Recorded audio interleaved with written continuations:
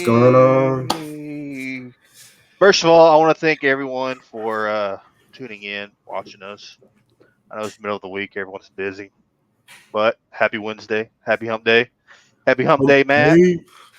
Okay. We're almost there. It's almost the weekend. Hang on tight. Almost, yeah. Yep. Hang Yep. on tight. It's almost the weekend. Sorry. But anyways, yeah, thank y'all for tuning in. We have Devin and Pam and Dave with us with KAM Paranormal. Awesome guys. Love them. So we got Officer Pitts with us. If y'all seen our YouTube channel, if you've seen our video, um, you know who he is. If not, then we'll talk about him. That's right. Great Hello. guy. Great guy. So, anyways, yeah, I'm gonna bring in Devin and Pam and Dave, and let's get this thing going. Hey. Hey, good evening. Here we go. There we Going go. on? Hello, everyone. So, first of all, Devin and Pam, y'all got something big coming up. Let's hear it. Yeah, so big. I'm gonna take over because I'm the wife and that's what I do. So in October, we are partnering with actually it's the Arkansas Air and Military Museum. They're partnering with us, but we are working with them on doing a public haunt. So very, very excited on that. It's October 26th. Yes. So it starts at 6:30. Don't have much details at this point, but we know that in the past they've, have hosted these and it's been a really good turnout. So we're hoping for the same thing with us. But yeah, excited. Yeah, and I'll add just a little bit to that. So all the proceeds that are going to be made with this, the AAMM is going to, everything will go to them. So it'll benefit the museum, which is a great museum. I think they put some pricing out initially. I don't know if that'll change, so I'll leave it to them to land on that. But yeah, once we get more details, we'll definitely publish it. We'll share it with you, share it with the world. So looking forward to it. And tickets go on sale August 1st, correct? So there's two runs with it. There's the member price, and those go on sale sooner. Actually, if I was smart, I'd open it up and just look at it.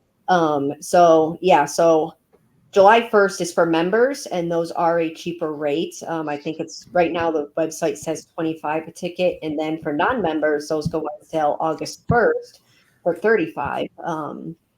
But yeah, you can go to their website, check out events, and it's listed under there. So when you're ready to purchase tickets, which I would highly recommend, don't waiting until last minute because past history shows that this is sold out. That you can go on and get your tickets bought. So yeah. Awesome. Heck yeah. Yeah, that place is interesting. It's pretty interesting. Let's talk about it. Let's talk about this place. So Dave, or not Dave, Devin, let's hear it. Yeah. So, man, it's a great place. So we've been twice. Went in January, went back in obviously April, and it does not disappoint. So when we were down in April, if you haven't seen the footage, go out to Big Boy Paranormal's YouTube channel, go out to KAM's Paranormal channel. You will see video upon video of all kinds of footage, especially when our friend Officer Pitts showed up. Things really, really got exciting. Yeah, we got there and not a whole lot was going on. And then Officer Pitts shows up and that place was alive. We were not alone, that's for sure. So, Yeah. did you have fun, Brad? I had an Officer absolute Pitts? blast. It was a blast. And again, I apologize. I can't find my camera. I've been working on it, but can't find it. So All good, buddy. It's all good. Oh, no. So yeah, me and Devin and Dave, we were back in the old terminal building, and I mean we were getting a few spirit box stuff, and then we decided to walk back up to the main hangar, and there were two cops there. Oh boy, here's the cops, and they checking on us, make sure we were there. We were supposed to be there, but Yeah, it turned out to be a really good happenstance that they showed up. So for whatever reason, and Dave, feel free to jump in on this. When Officer Pitts and the other officer walked in, things just lit up. Oh yeah. Well, I think when, and Brad, you can correct me if I'm wrong, but I think when you guys showed up, there was a little bit of skepticism on your side. And so we kind of explained everything that we were doing and how the equipment works, what it does detect, what should and shouldn't be in that area. Just like an electromagnetic field, if there's nothing around that could produce it, why is it there? And what these things actually detect and what you read out of it.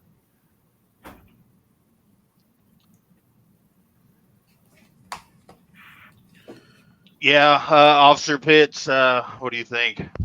You Well, didn't believe it at first, right? well, no, and I gotta say, like, I've always been skeptical. When you become a cop, like, they do this MMPI test, and basically if you're crazy or not. So we one of my answers was like, do you believe in ghosts? I'm like, I believe there's something out there, but I don't believe they chase me around or anything.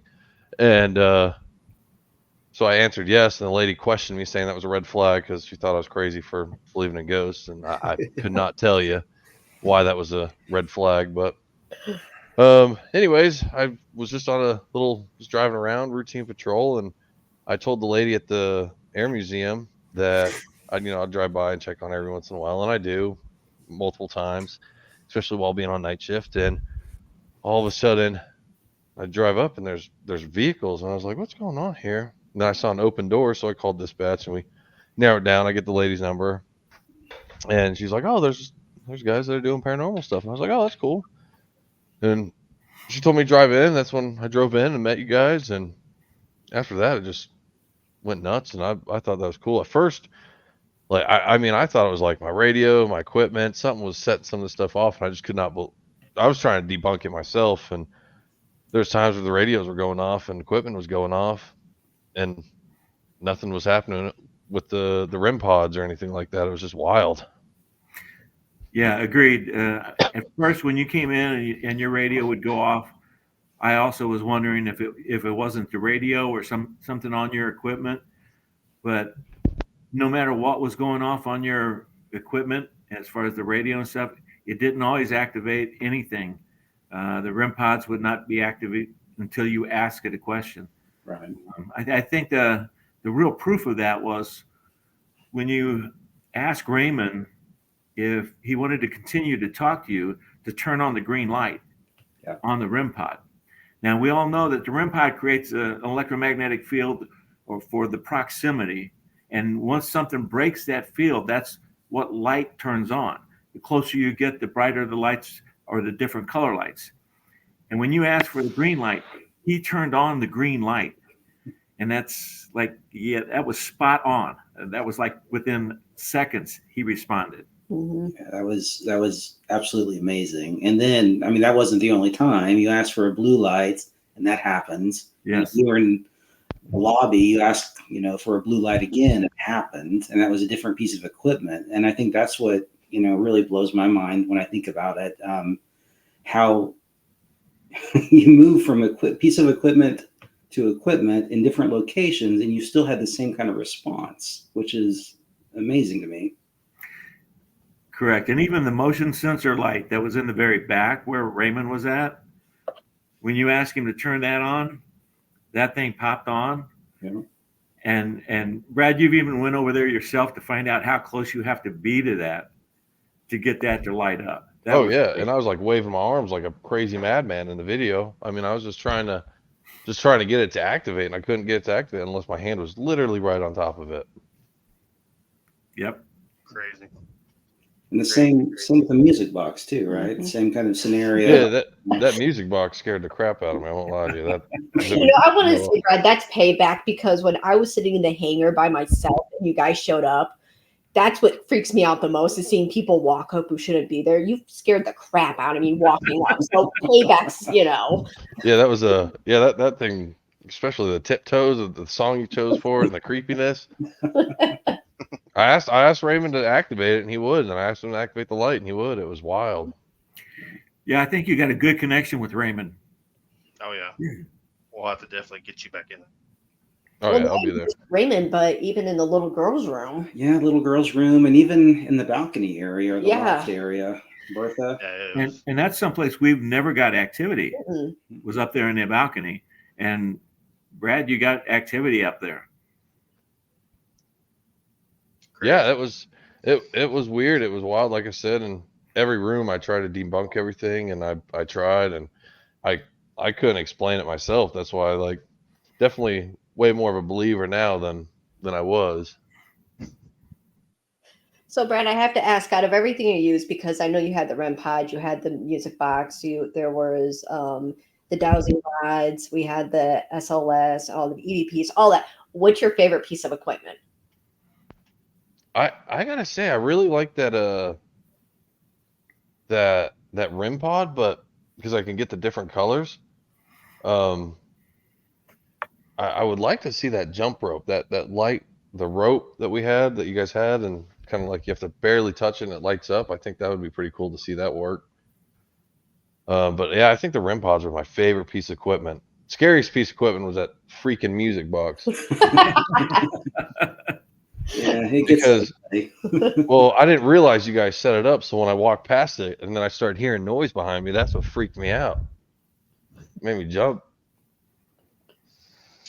Oh man, Matt, you definitely you missed a good one, buddy. Yeah, for sure. Like just from the YouTube video itself, like I definitely wish I'd been there.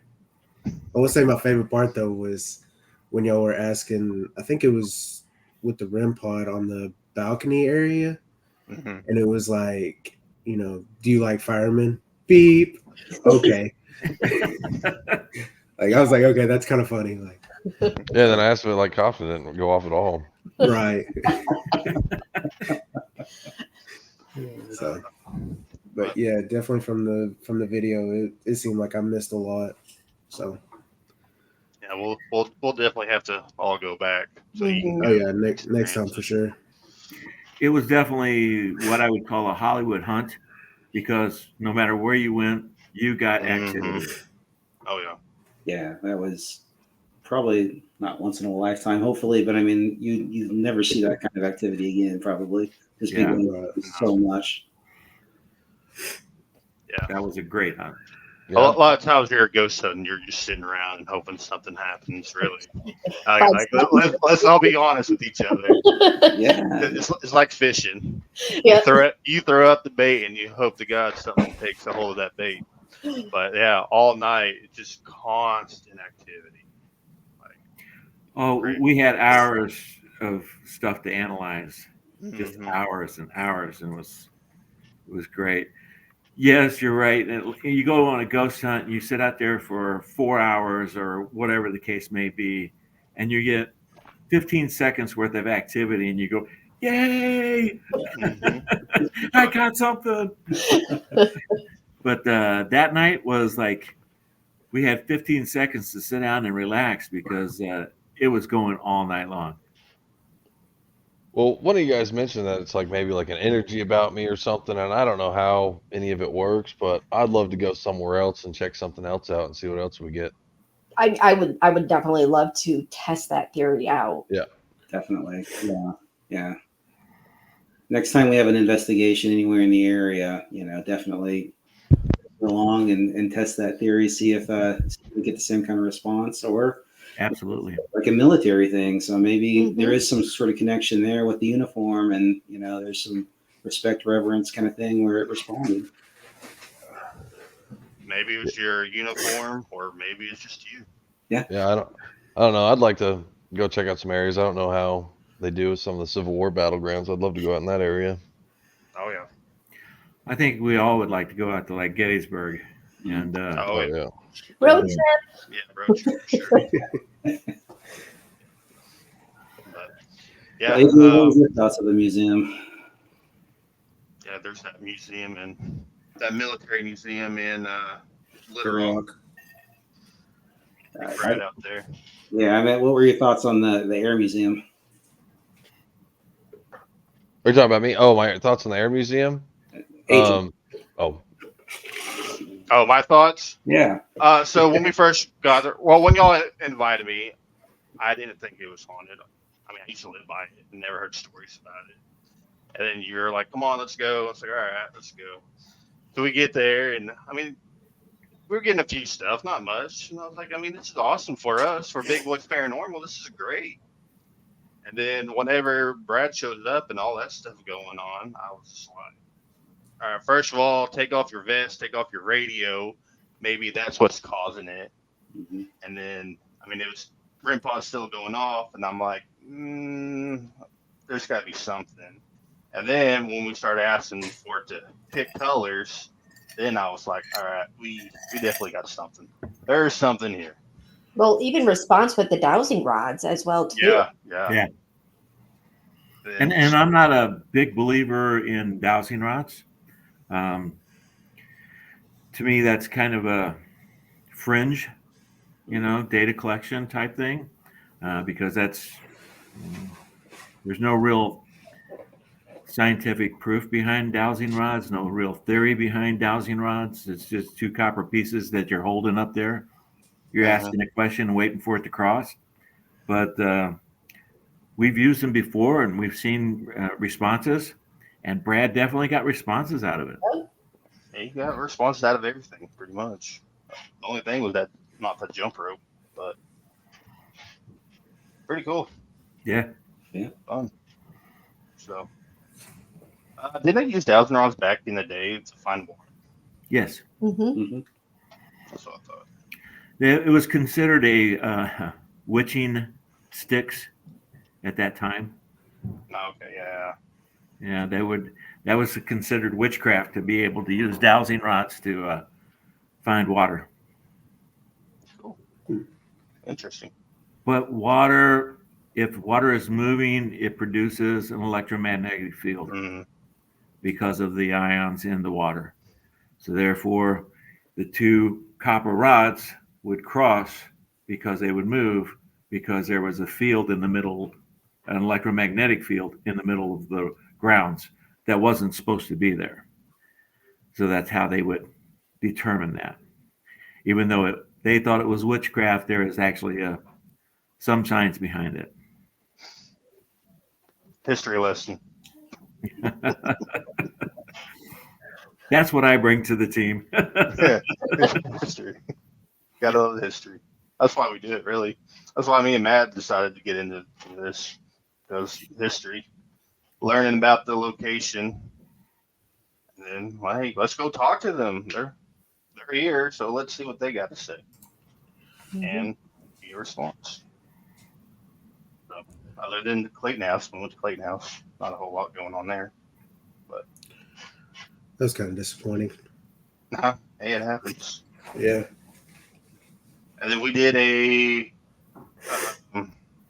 video with Dave at the King Opera House in Van Buren. Hopefully, we get a video soon. So, Dave, if you're going to watch this, hurry. We want to watch it. So, any future plans for KAM Paranormal? Yeah, so a couple things on the books. We've got an upcoming investigation at Richmond, Missouri, the Ray County Museum. It's going to happen the 26th of May. Is that right, Dave? Yeah. I believe that is. Yeah. So Memorial Day weekends. So that's planned, and then we're actually going to be doing a Paracon in Independence, Missouri, in September. So it's going to be our first foray in that kind of event. So looking forward to that. And we will be putting on a demonstration on how to collect empirical data and the devices that we use, and show some clips on what we've collected. Paracon the weekend of September 13th. Okay. Yeah. We'll definitely try and go to that one. It'll be fun. Yeah, it'll be up in my neck of the woods up here in Kansas. Yeah. So, I mean, we don't have a whole lot. We have a investigation in Hot Springs. We were supposed to do it next weekend. It was a house call. A lady called us and asked if we can investigate our house, it was a assisted Used to- living house. And then like Right. there towards the and then there towards the end, like instead of just taking in anybody, it was more towards like the more like towards the crazies, I guess you could say, like the schizophrenics, the Dementia serial patient. killers back there. Yeah, more of the behavioral type patients, I guess you could say. And so she said her husband was working on something in the bathroom, and of course he was home alone and heard like chains dragging down the hallway. I was like, all right, yeah, we'll definitely check that out. Yeah, so kind of excited about that. Yeah, That does sound exciting. That'd be interesting. definitely. Yeah, That one might be spooky. yeah. Might actually have us running for the hills, you know. I say anything with change dragging, I think, yeah, would be pretty spooky. Yeah. So Maybe I'll walk Matt in the house by himself for a few hours. obviously, you know. Put the music box up. Don't let them know where it's at, though. Listen to tiptoe through the two of those things that are getting thrown around. Chains dragging next to you. So maybe we get Oscar Pitts to go with this. Oh yeah. Maybe we'll lock him up. there we go. That's what we need to do. Yeah, we'll lock him up. You know, if it's local, I'll do it. right? Yeah, why not? You can kind of see, you know, especially since you'll be off duty, kind of see if there's anything that could possibly have charged anything, or if it's yourself. Yeah. Because I have to wonder how much of the emotion that you're around all the time as an officer, that you see that emotion from people, that emotion doesn't attach or rub off or Yeah. whatever that term could be. And Yeah, I'd be interested too. That's why I'm still kind of like debunking it all, like try to figure out what's going on and try to find other places local. I wouldn't mind traveling around a little bit, checking it all out. We'll definitely have to get together and plan something. definitely. I was afraid that something was going to follow you home, Brad, after the Air Museum, because man, they loved you. They did not want to leave you at all. Well, luckily nothing's followed me home. Okay.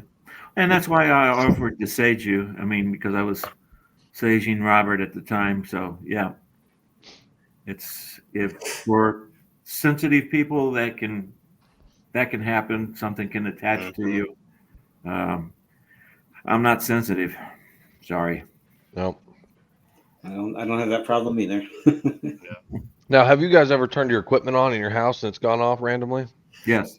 No, not gone off randomly. I baseline my equipment at my house.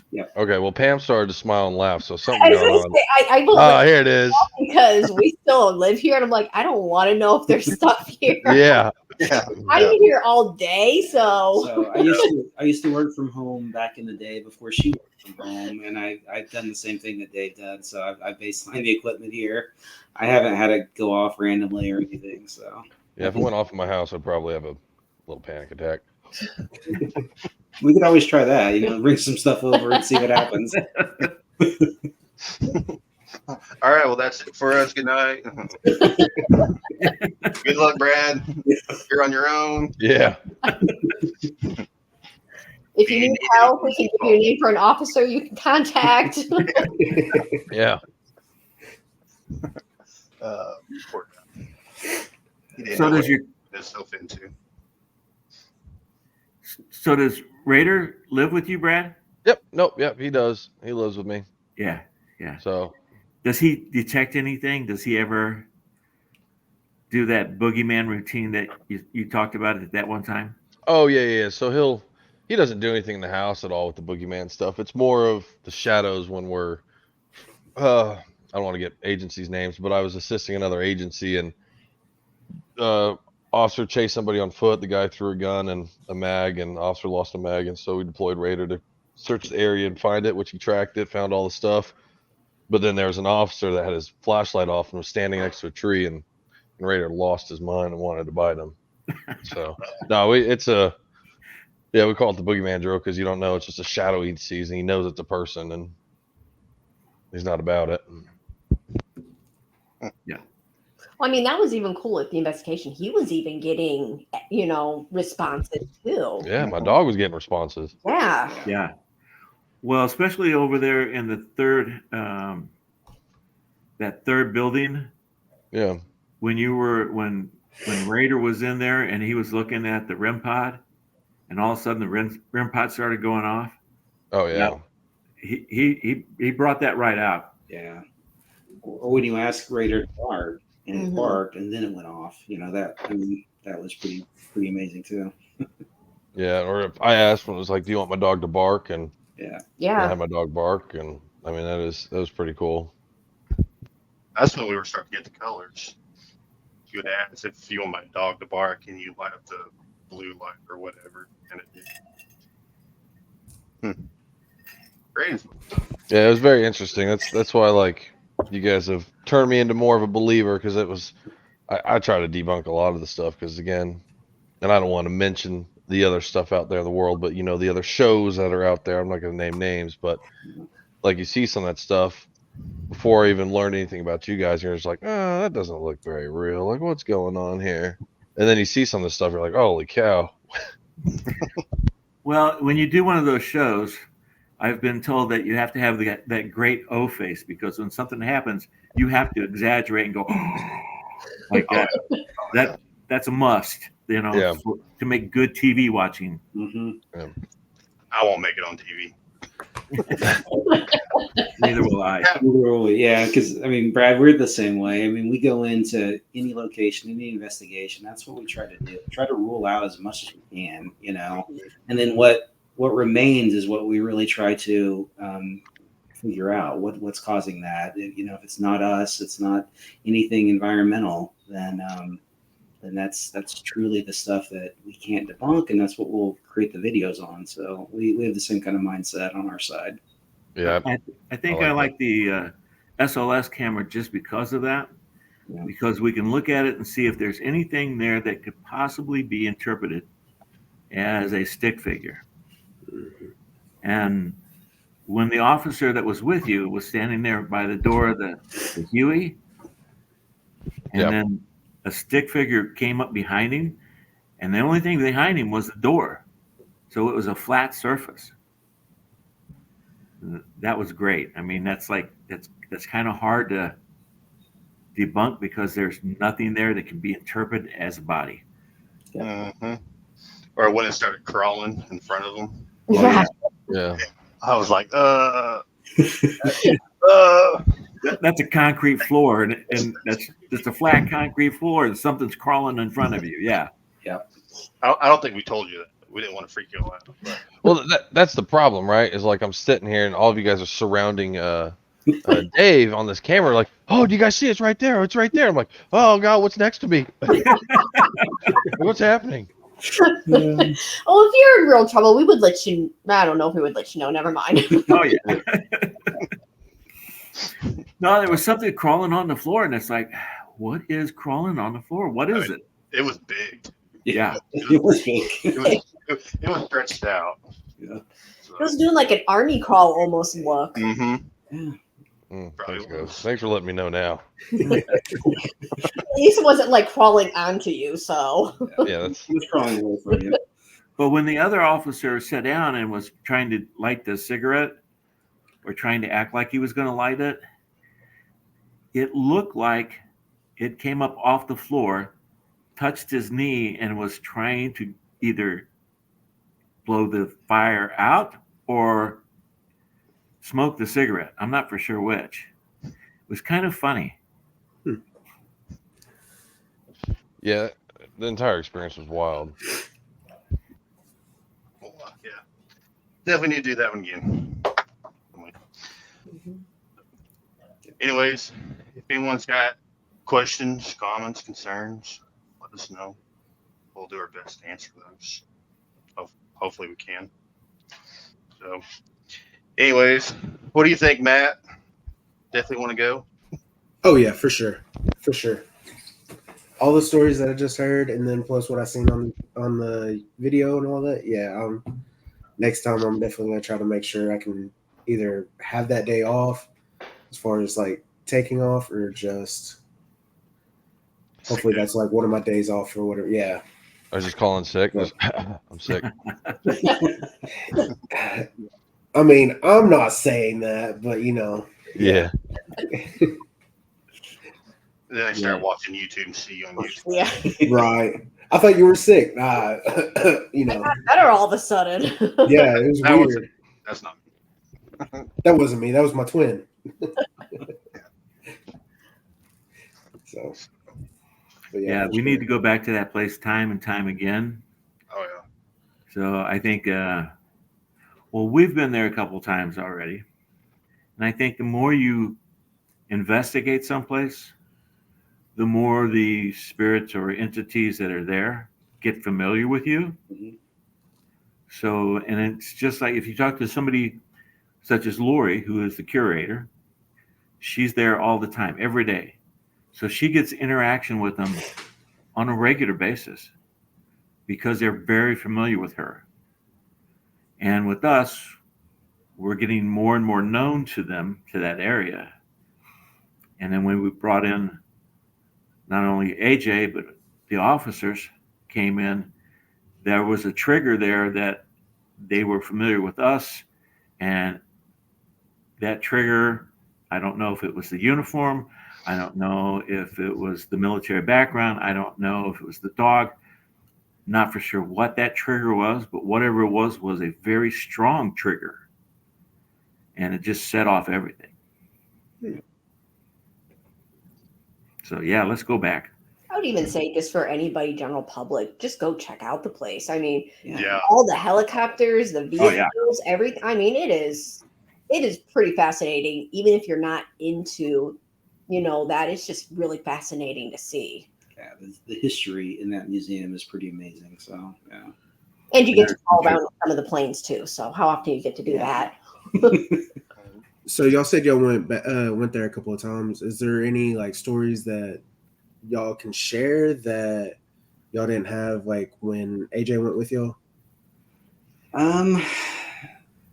Yeah, so the first time around, we had some activity. We had activity in Ray's room, which we had the same activity with Brad, but we were using a piece of equipment called a GS2, and basically it's a laser grid that shoots out a full grid on the wall, and it has a little, what is it, LED screen on the front that will give you a visual of any kind of heat or cold signatures that pass by it.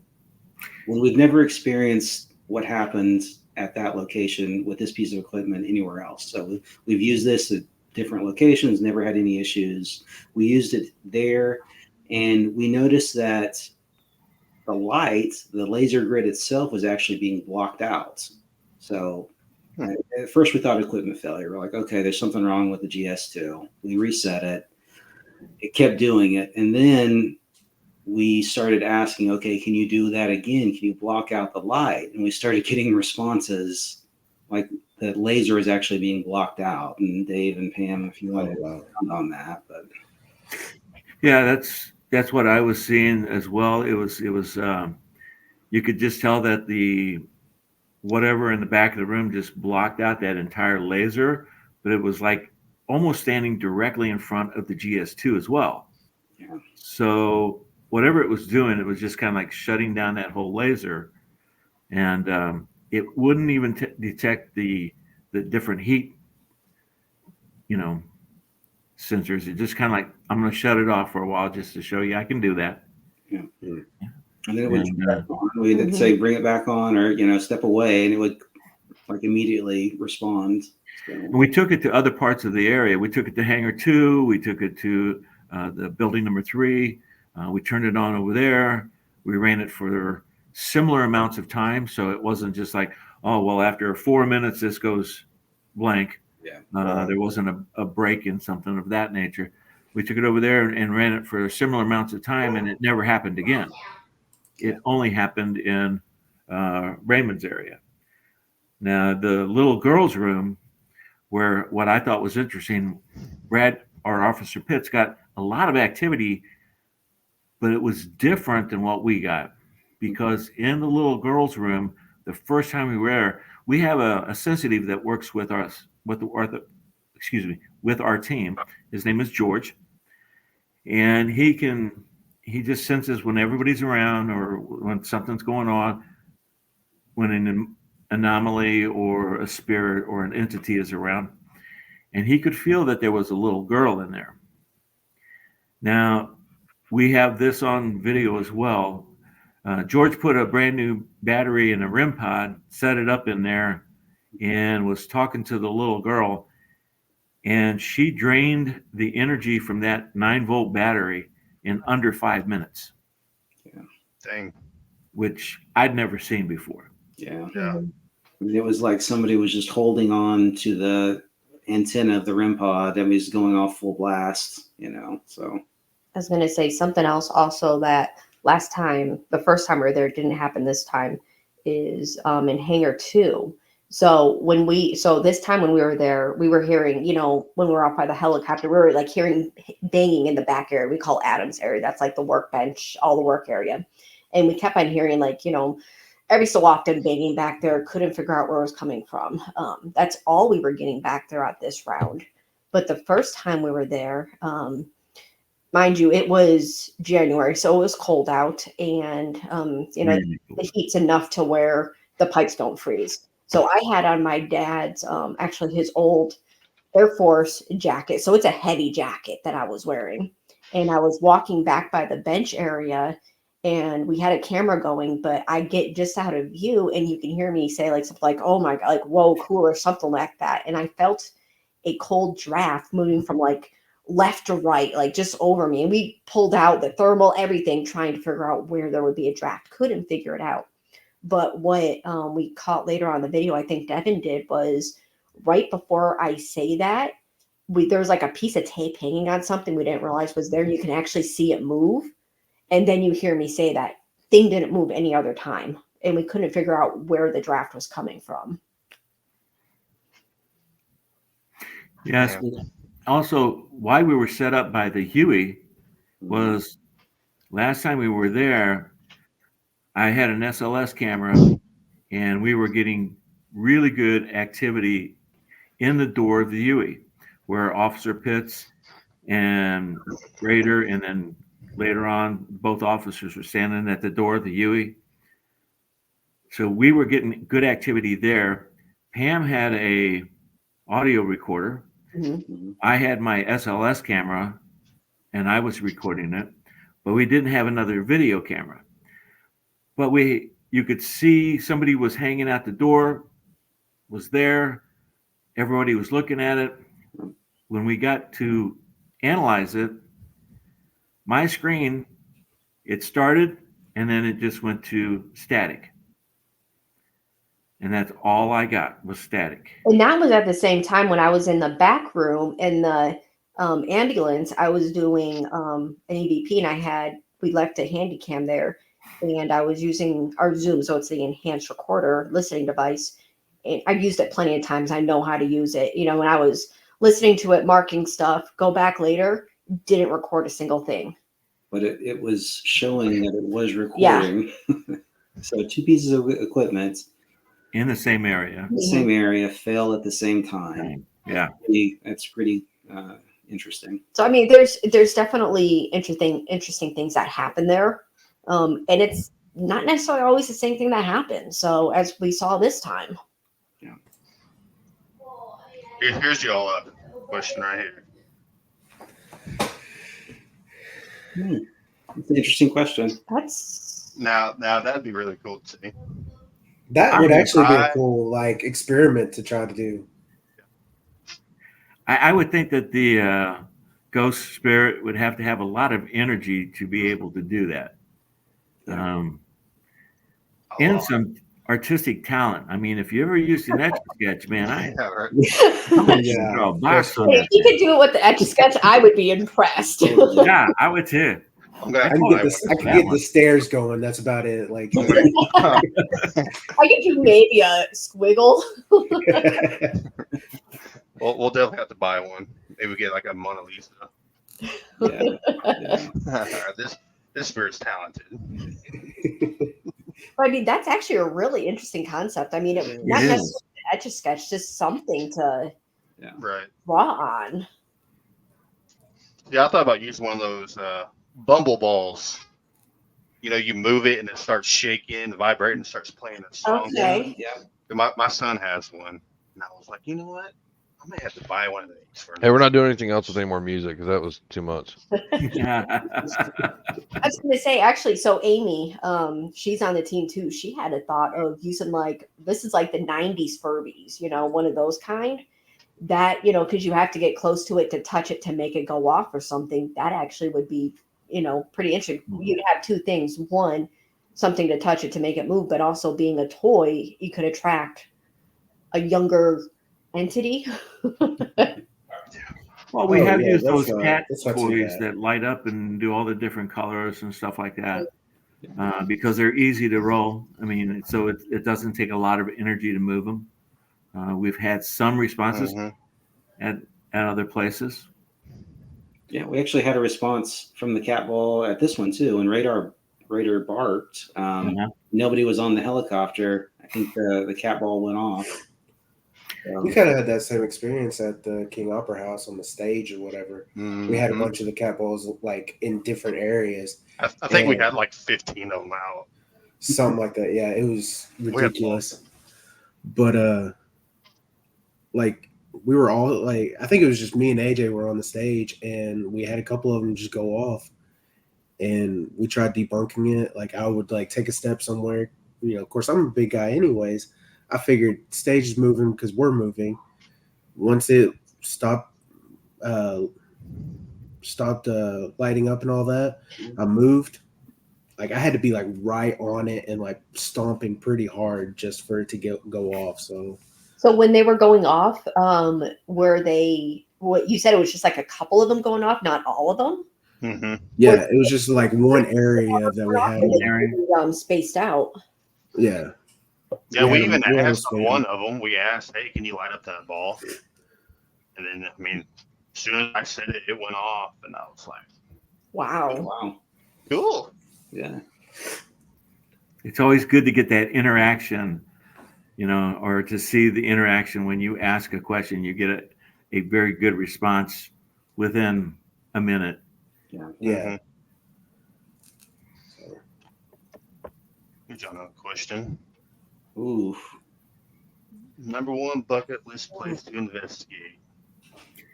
You know, since we did Ashmore, which I really enjoyed Ashmore, I would like to go to Waverly. I mean, oh yeah, that would be my next place on my bucket list is to go to Waverly. And I mean, we can't get into some places anymore. I mean, I would love to do Eloise. Yeah. Oh my God, that would be so cool. But Waverly, yeah, Waverly would have my vote. Yeah. Waverly's top of my list too, and then Trans Allegheny's up there as well. That's further out, but I'd love to get into those two places. I want to go to the Conjuring House. That's where I want to go. Yeah. That way I can lock Matt in the basement. Matt, he's got a thing for locking you up. Let's face it, I am the Aaron of this Ghost Adventures team.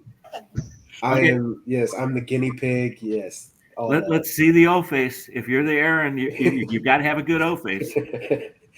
I think it's got to be a spur of the moment type thing for me though. So, I mean, I mostly try to keep calm, but.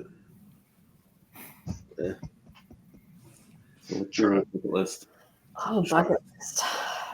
I mean, I would love, honestly, to get over to Gettysburg just because of the amount of history there. I mean, you know,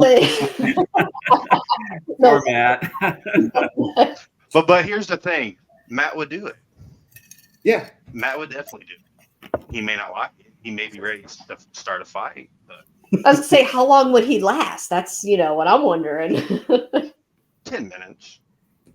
Well, it's kind of like at the King Opera House, they stuck me like off by myself and like down this back hallway, like behind the stage. And I was like, you know what? Screw it. All right, cool. I'll do it. Sat there. Mind was racing, anxiety up, everything. Like, and of course, like that's what the ghosts thrive off of is that energy and everything. So I was like, all right, cool. I understand it. But yeah, no. I eventually will have to draw the line and be like, no, I'm not doing that. So would you guys do We'll King see. Opera House again? What's that? Would you do the King Opera House again? Yeah. You guys are so close. Yeah. I mean, it could be something different next time. So, I mean, we got a lot of spirit box activity. Spirit box and then cat balls, but no REM pods or anything. Oh, I thought I saw a shadow. We were standing on stage, and there was like your two main entryways to come in. I thought I saw something go by, and then I was like, nah, maybe I'm just like thinking about something. Was that when we had the strobe light going? No, this was before. That's right. And then Dave was standing where I was, and he was like, actually, I'm pretty sure I just saw a shadow. Saw a shadow, and I was like, oh. So what were you doing with the strobe light? So we turned on the strobe light to see if we could see shadow. Okay. Yeah. We thought that would work. It did not work. But and then we sat out in the seats and played Bob Burns, Pitch Black. Listened to Bob Burns. He was a comedian back in the day. He used to perform at the King Opera House. So he's a local famous comedian, I think. Yeah. So yeah. That was creepy too. Just it really listening was. to that in the dark and old theater. That was. So here's another one. What's the scariest and most uncomfortable encounter you've had? Someone put up a music box and didn't tell me. And I walked past it and it scared the crap out of me. Yeah, we almost had an accidental discharge in there. I was nervous. Next time, pack a change of clothes with you. Yeah. Yeah, y'all had to pick the most creepiest song for that thing. So it's the Tiptoe Through the Tulips. Yep. As soon as I heard that, Insidious. Here he comes. Here comes that demon. We're in trouble. But for me, it's probably Carpenter's. When we were doing the Estes method, I was in I think it was a gift shop. We were doing the Estes method, and I felt something grab a hold of my shirt and lift it up. That was scary. That was definitely scary. But what about you, Matt? I think mine was Carpenter's too. And mine is just like nothing weird happened to me, but like the whole night, like I was being this big brave dude. Like they were like, "Hey Matt, go down the hallway, see if you feel anything." Cool, I got I do it. But there was one moment that we had like the grid system up too, and it had it pointing at the chair in the lobby, and it like all the readings were saying like, hey, there might be a ghost in that chair. So of course AJ was like, Matt, go sit in the chair. I was like, yeah, sure. I walk up to the chair and I look at the chair, and it was just like my emotions changed, and I was like, no, I don't want to do the chair. I don't want to sit in the chair. Kind of creeped out right now. Like, no, I'm good. So that was probably the most comfortable chair I've ever sat in. It was like an uncomfortable encounter for me. I could have fell asleep in that chair. What about you, Dave? Well, here comes the thunder. Back in 2018, we did the Beatty Mansion. George was with us. Devin and Pam, you weren't there, No. but George and Emma came up and we did the Beatty Mansion. We were in a room in the basement and we were, trying to get activity. The door to the room, you had to get it to shut and stay shut, you really had to push hard and get it to where it wedged in there. And when we did get response, it told us to leave. And then it made the door fly completely open, hit the back wall, and it started to bounce back, but then it stopped and went back to the wall. Yeah. And I went, okay, it's time for me to get out of here. Yeah. It definitely got my attention. Mm-hmm. So long, I'm out. No, thank you.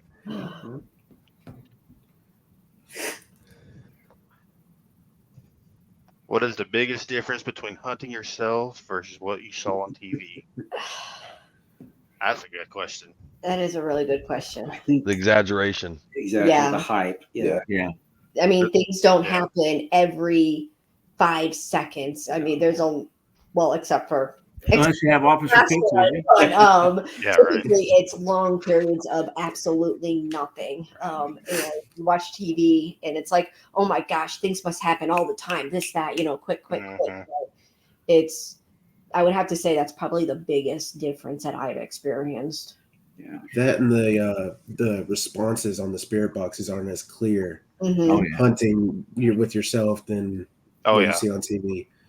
Because like there's been several recordings that we're having to like scroll back and like listen with the volume all the way up and all that, and we're like, I think it might have said this.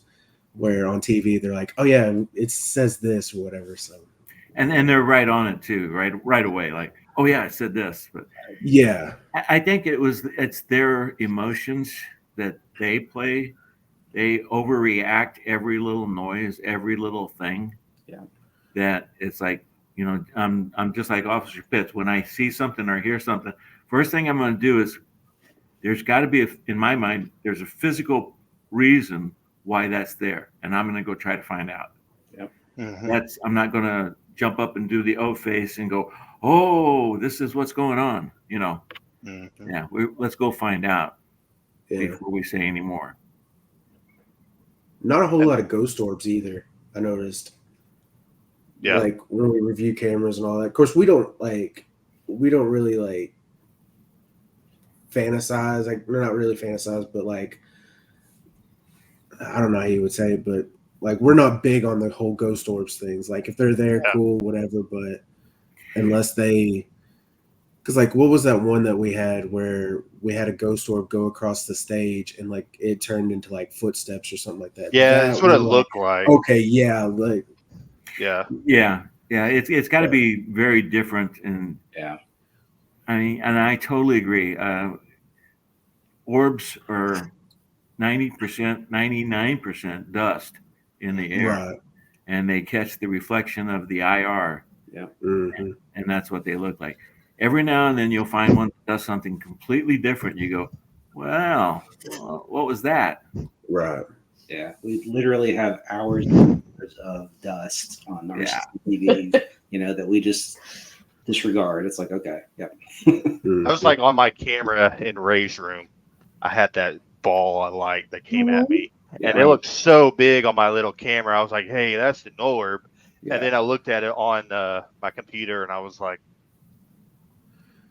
that was dust. Dust. Disappointing. Yeah, we were at the Dilgert house Mhm. up in Atchison, and the camera moved and then moved back. Nobody was in the area, so the cameras were on time loops to where they triggered every minute. So the camera moved after a few seconds, and it stayed in this position for about 13 seconds, and then went back to its original position. And nobody's around. Yeah. Nobody's in the hallway. Nobody's behind it because of the door. And then you see this orb come down, and it sits in front of the camera, and it goes off to the side. And you go, yeah, dust usually doesn't change directions that way. Yeah. So it's kind of they got to do something for me to really call it something besides piece of dust. Right. I think the one that sticks out most to me is when we were at the Beatty Mansion. Right. That our IR, so IRs will light up dust like nothing. I mean, Oh yeah. IR comes on and you're there's no lights in the room. Every piece of dust will show up on your video, but the outside door or the outside lights were I guess the outside light was still there, so the IRs hadn't kicked on, and we were walking around in front of the cameras, and these little bits of light started to appear and go back and forth between us and the camera. So we know for sure it wasn't the IR lighting up dust. And these were acting, very strangely. That I've never seen a dust particle do that. So that's the only one that's really spiked my interest a lot. Yeah, that was different. Yeah. Then another thing with that question is anxiety and fear. When you're watching on TV, you definitely get that anxiety and fear because, I mean, that's their goal. But when you're doing it in real life, it's like, oh, okay, cool. Yeah. Unless something gets thrown across the room or whatever. Yeah. And I'm like, I'm out. Bye. Well, and like what I tell a lot of people at work, like, because they see a lot of horror movies with ghosts and all that, how it's like, they're attacking you and all this, just the Hollywood ghost, I guess you could say. But like, I have to tell them all the time, I'm like, it's not really like that as far as investigating. Like, you may actually feel something like brush up against you or something like that. But as far as like, what you see on TV, it's really not that intense. I mean, it can be, but To me, it's actually kind of relaxing. Oh, yeah. Yeah, it's peace and quiet. Yeah. Yeah, Pam, you may not be right. Well, if I'm hanging out with you guys, yeah, I would definitely say I'm not right. Shoot, at the Air Museum, I definitely got my steps in. Yeah. That was a lot of walking. Yeah. Worth it, but man. That's another thing that goes into it. There's a lot of prep and a lot of after work that goes into any kind of investigation. So the investigation itself is so short. The hours of time to review everything, that's where. Oh my gosh. Yes. Editing. Oh my, I think that actually takes longer than anything. Oh my gosh. Yeah, because when we did Arkansas Air Museum, I had 6 hours of footage. I think we had in months. over 15 hours worth of between footage. We're in the Closed circuits. this closed circuits. I mean, it was ridiculous. Yeah. Well, Kevin, yes. Yeah. Oh, yeah. We've hunted Oh, yeah. locations before where you get nothing. Yeah. And it's a hunt. And sometimes you get something, sometimes you don't. And that's just how it goes. I think it's probably more often than not. We go in and you get nothing. Maybe you get 15 seconds, 10 seconds on some hunts. And I think AJ said it earlier. It's like fishing. Yeah. Sometimes you get stuff, sometimes you don't. You just got to realize that that's going to happen. But a bad day of hunting is always better than a good day of work. yeah. Absolutely. Oh, like actual work? Yes. Yes.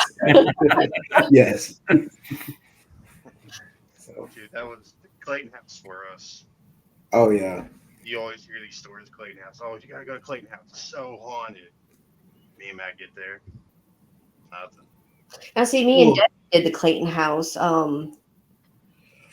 was a public one, and we did it, and we brought our equipment with us, and we did get some EVPs there. So I would say, I wouldn't necessarily count it out. If you can go back, I would recommend going back. Just There's a lot of red. Yeah, I'm sure there's something. on our end too.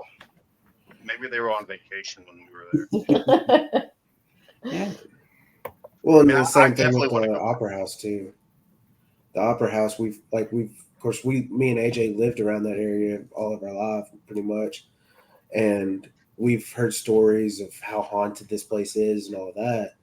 And then we get there and like we just get like a couple of things, and that's it. Like the stories we hear is like people like will see like a woman in white and all this, and we sat there for I don't know how long and never saw anything close to that. So, but it's just how it goes, I guess. It'd be like that. Yeah. And I'm going to step away for just a quick second. You're good. Yeah. What else we got? Why do you think these ghost spirits stick around? Have the ones you've encountered been more good or evil? I mean, everything I've dealt with was, I guess, good. Yeah, I wouldn't say that I've ever encountered anything that's malevolent or any, evil. I have no idea why they stick around, though. I think that's a great question. I think that's what we're all trying to figure out when we do these investigations. What, we're trying to communicate with them. We're trying to find out more about them and hopefully, get answers on why are you sticking around? What happens after this, I know there's theory out there as into, is it not necessarily always has to be a bad thing that's happened to make you stick around. It could be you just enjoyed somewhere so much you just want to stay there because that's where you found the most happiness. I mean, there's that theory out there. So, or there could be trauma though. I mean, there's yeah. definitely the other theories that they're stuck there for some trauma reason, or based reason.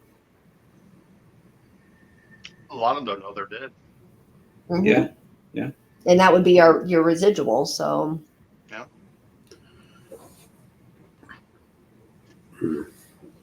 What else we got? What made you all decide to become investigators? He drug you into it. so yeah, it was. Don't get me wrong. It's always been fascinating, something to me. We watch the shows and whatnot, but it was really Devin that's like, hey, would you be up for doing an investigation, going somewhere? So I'm like, yeah, sure, why not? I think it was, really around COVID is when we really started getting into it. But it was, for me, it was him. Yeah, and I've always had just an interest in it. I never had any experiences growing up or anything as a kid. I did live in a really old house, and looking back at it, there were weird things that happened now that I question. It's like, what was that? But at the time, you just thought, hey, it's just an old house. There's sounds and everything. But growing up, I heard like people walking up the stairs. You walk over and look down the stairs, nobody's there. Weird things like that. So that's always been on.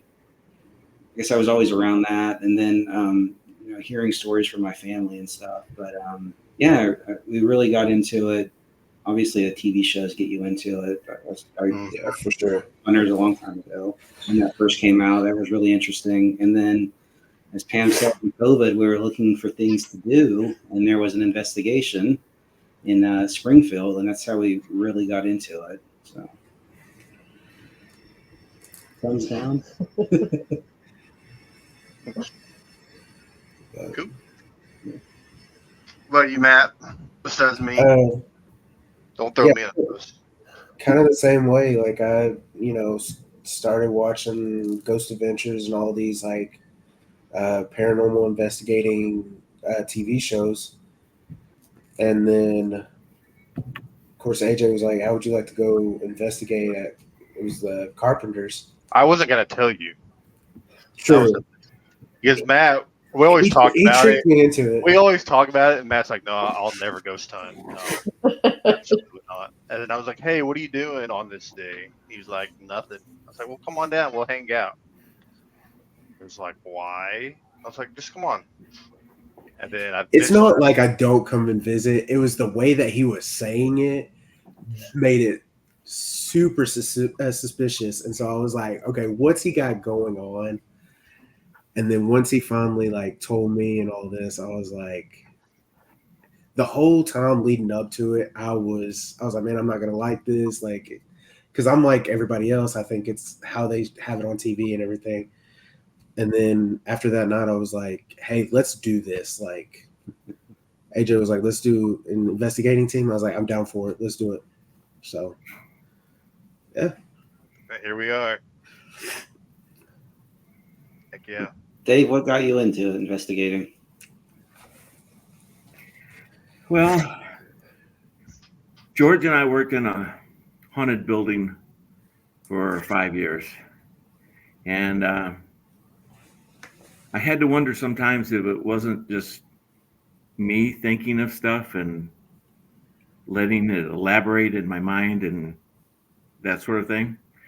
So that's when I started to try to find out how to use the different equipment to actually detect different things. And what was the standard in our field now of ghost hunting?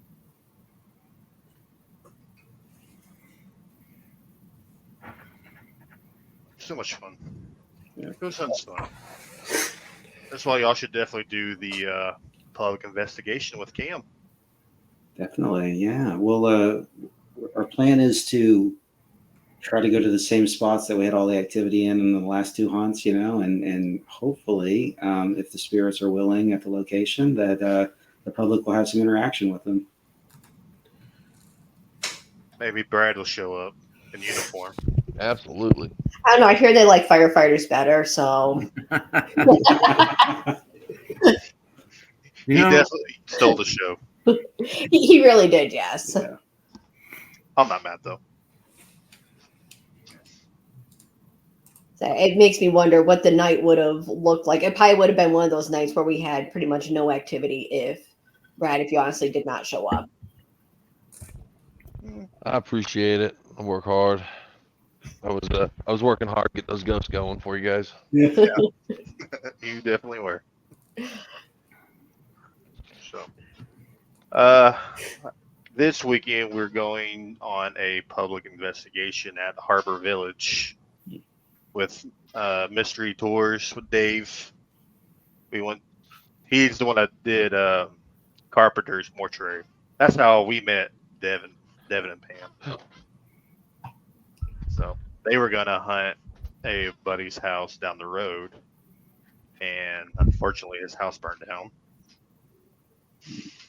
So how does the public ones work? Can anybody in the public just go to them, or? oh yeah. Basically, you just sign up and you get a ticket, you pay the price, and yeah, anybody can go. They're typically also limited, depending upon the size of it, limited how many people they allow there. There's some, larger sites that, they can have a lot more people there and break up into groups. But I mean, it's kind of like with the Air Museum. We honestly don't know how many people they're going to be having tickets open to. And so, but it's a decent size, and it's definitely something we can spread out in. But smaller locations, usually definitely a lot less of a group there. Yeah. Just because then you end up getting people walking on top of each other, and makes it a lot tougher and not an enjoyable experience. Yeah, you definitely don't want too many people going Because you can't set up all your equipment everywhere because there's thousands of, or not thousands of, but there's No. other people. Right. Well, a lot of the time you don't want to because you don't know what's going to grow legs and walk off. Yeah. Yeah, that too. But it's a great way to get into the field, Mhm. get in, see if you really like investigating. There's public events that happen in different locations. So It's also sometimes the only way you can get into certain locations is through a public investigation. If someone thinks their house is haunted, you guys charge a fee to investigate. Oh yeah, like $5,000. Oh, you're on the cheap end. We at least do 10. Oh, well, make sure y'all contact us before. Oh, okay. No, we don't charge it. No. We do it for fun. We'd like to know more about it, investigate it. But yeah. I'm still trying to debunk it all, so. Right.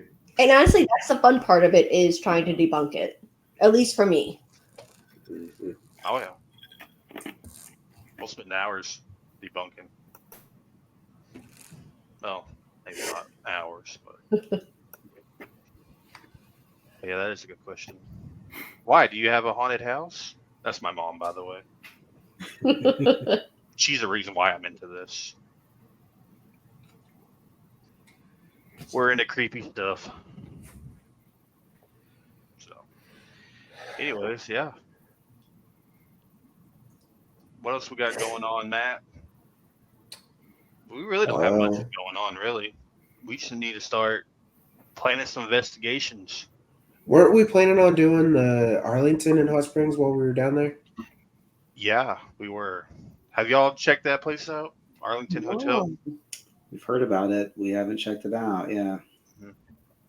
Apparently, Maybe. Al It's kind of Capone like had a the floor Crescent there. and all that. Yeah. okay. So, I how don't- does that work for you? I mean, I get you definitely have to, get a room, but there's going to be other guests on site, right? I guess Yeah. you just have to go when it's a dead week. Okay.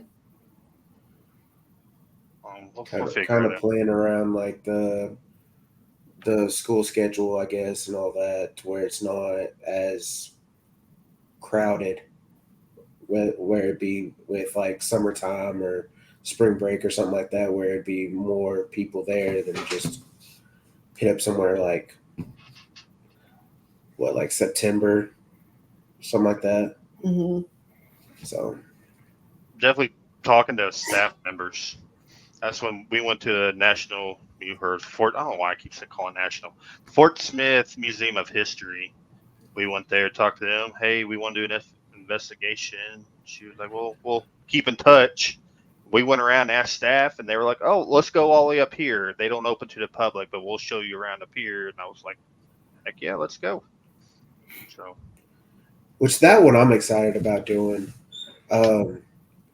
As a private group, like obviously with KAM Paranormal too with us and all that, but we were actually talking about doing a public investigation too, like bring in like group of, I think, like maybe like 15, if they'll, like, depending on how much they let us, because some of the places we're going, it's still in um, I guess archives or like collections or whatever, and so they don't really want like a whole lot of people around it, and so Hmm.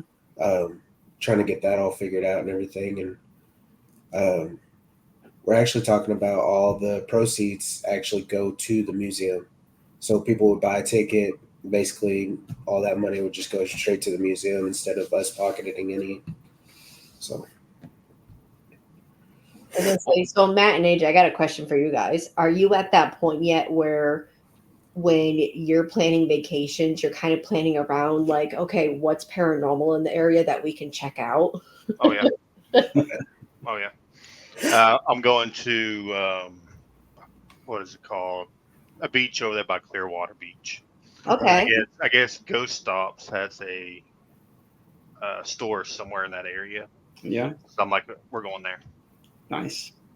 We're definitely going there. There's some good places to check out around the Tampa area. So if you go to Ybor City, there's a great haunted history tour over there that's worth doing. So yeah. It's very, very good. They have the Cuban Club down there in Ybor City that's like that's one of our we would love to get into. You just can't really get into it. But if you go on that tour, you actually get to go into it. Mhm. I mean, they give you like an hour for a mini investigation. So yeah. Cool. And then I mentioned to AJ that I kind of want to investigate that Malvern Manor that Josh has. Mm-hmm. Because when I was watching their video, I was like, that sounds like something. Because like I work in I'm a security officer on the psych ward here in Little Rock, and so like when I was watching the video, I was like, some of those patients that are still there sound like ones that I would deal with on a regular basis where I work now, and so I'm like, that sounds like something perfect for me, kind of. Yeah, you would have like a really good connection then. Yeah. So You sure you want to do that? I mean, you're all for it to go investigate, and then you're going back to work. Right. But hey, for the views, I might, but no, I'm just kidding. So Awesome. Well, once again, thank y'all for watching. This has been fun. I'm enjoying this. thank y'all for coming on to our podcast and all that. Oh, thank you for inviting us. This is an absolute blast. Yeah, thanks for having me. I think if me and Matt did this by ourselves, we'd be staring at each other. Lot of awkward silence, you know. What you want to talk about? I don't know. Hey, we all have to start somewhere, right? You mean you wouldn't do the Jason and Travis? Oh no. Oh, I think you guys should start doing more of these podcasts and start talking about other areas and everywhere else what's going on in the country with paranormal stuff. It's going to be great if you join us, have a camera on and everything. So. I promise next time I will, if I have to, I'm going to search a little more. Next time, I promise I will have one. I will order one if I have to, if I can't find one next day or two. I'm just giving you a hard time. So. Cool. Picking on the cop. We can't do it when you're on duty, so may as well do it now.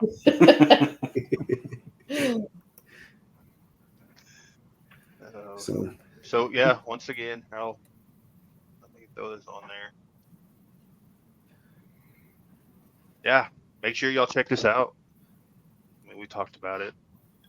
Go to YouTube, watch videos about this place. It's fascinating. Yeah, please. It's a bit spooky. Yeah. Yeah, it should be a good time. So it'll be our first public hunt. So yeah, we're looking forward to it. And all the proceeds go to the museum. Yep. So that's always a good thing to know that you're helping the museum. Oh yeah. Absolutely. We definitely got to keep these museums going. Especially those. Yeah. Yeah, especially those. Definitely those. History's awesome.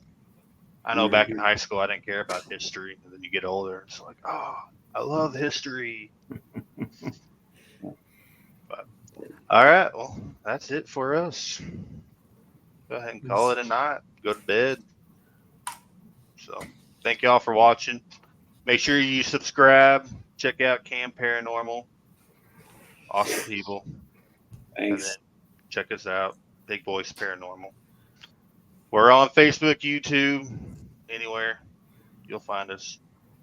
So, peace out. Have fun. I'm waving.